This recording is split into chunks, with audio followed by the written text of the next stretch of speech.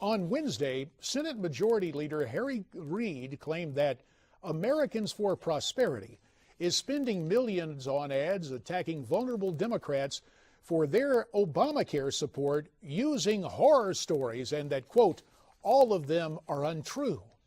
After eliciting several mocking statements from Senate Republicans and a request for an apology from Senator John Thune of South Dakota, Reid returned to the floor and offered a type of apology, saying he didn't want to say that all the ads are lies, but paraphrasing now, the vast, vast majority of them are. The Senate Majority Leader adding as well that it's unfortunate that conservative political benefactors, in his words, are, quote, trying to buy America. Joining us on the phone to talk about this subject is the president of Americans for Prosperity, Tim Phillips. Tim, thanks very much for taking time to be with us on America's Forum. Absolutely, and isn't it ironic? I thought the left liked to decry the days of McCarthyism, right?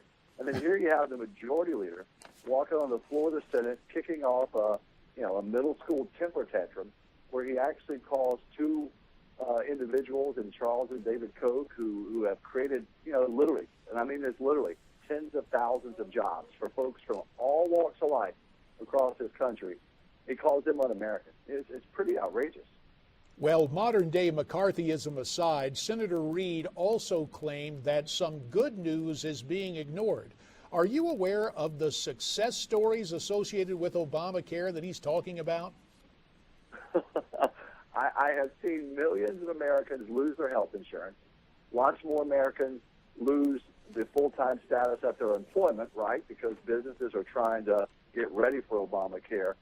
And now we're starting to see Americans having higher out-of-pocket expenses or higher premiums or not being able to get in to see the doctors they want to see.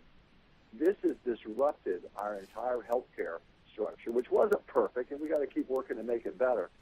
But Obamacare has been a disaster for most Americans so far. I think that's why the left is in such trouble at this very moment politically, is because the biggest policy of the last generation, Obamacare, is such a failure for individual Americans.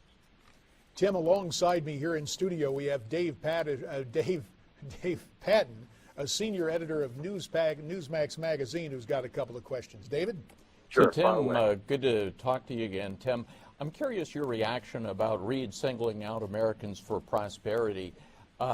This is sort of the new Democratic mantra as we approach these elections. And I'm wondering your take on the wisdom of that strategy to focus on Obamacare, to try to single out AFP. What's your reaction to suddenly being spoken of so negatively by the Senate Majority Leader? I think it's clearly a political tactic. I mean, they have three basic options at this moment. A, defend Obamacare. Well, they can't do that. This law is demonstrably hurting so many Americans, and so they can't do that. B, change the subject to another issue that they think favors them. They tried that with the President's State of the Union speech and other efforts where they tried to turn to minimum wage or income inequality. But the public knows that Obamacare is the issue that's harming and impacting them most adversely right now. So that didn't work.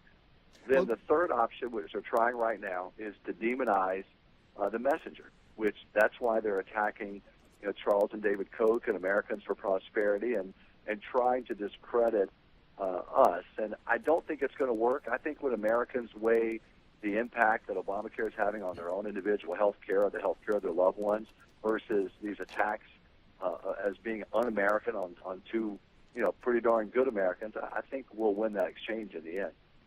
And Tim, while Harry Reid goes to the floor of the Senate to extol the imagined virtues of Obamacare in his own unique way, he's also using that floor, as David said, to attack conservative activists.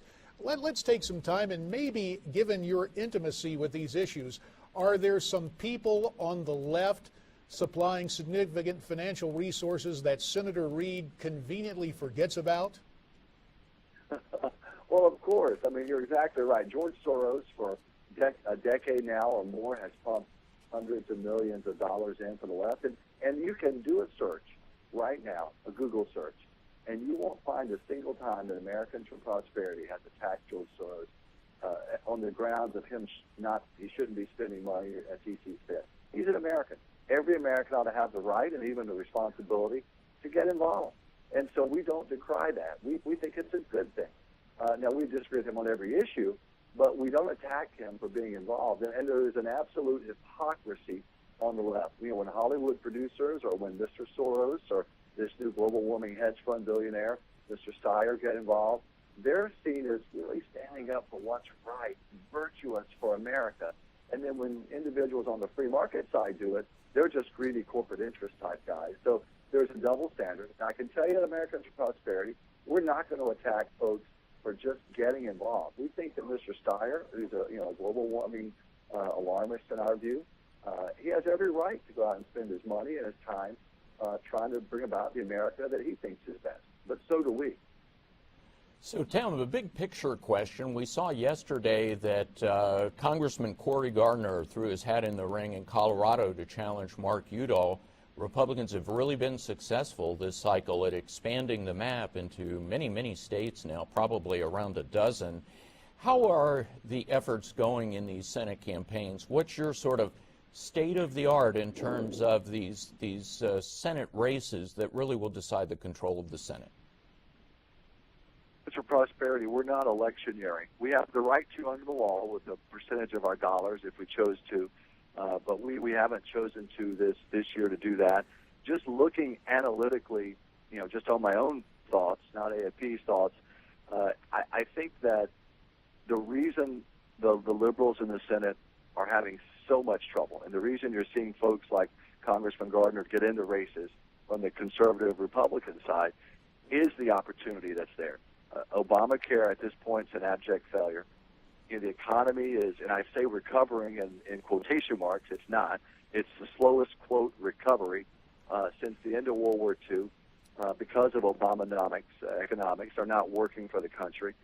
When you have those two factors, plus this global warming effort from the left to continue shutting down energy sources and kind of dictating to individual Americans how they're going to live their lives, they've got a big problem. And I think that in the Senate, that's reflected by how many of their incumbents are endangered and by how many new candidates are jumping in. I suspect, I don't know, but I guess Scott Brown may very well run in New Hampshire. Gardner running in Colorado is an example of exactly what you're saying. They've got big trouble, not because President Obama is not liked by the American people. They, on a personal level, like the president. But they know at this point that his policies aren't working. And his numbers on job approval dramatically reflect that. Tim Phillips, president of Americans for Prosperity. We'll leave it there. Thanks for joining us. We look forward to visiting with you in the not-too-distant future. Great to be with you. Take good care, Tim.